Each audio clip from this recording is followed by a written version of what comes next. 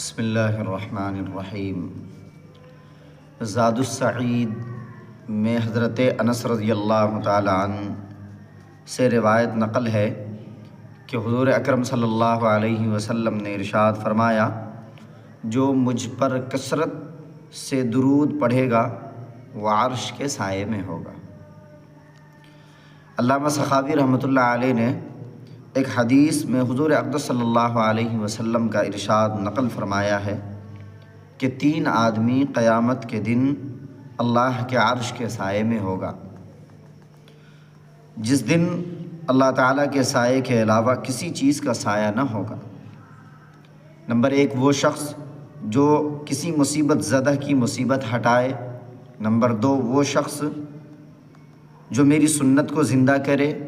Number 3 وہ شخص جو میرے اوپر کثرت سے درود بھیجے۔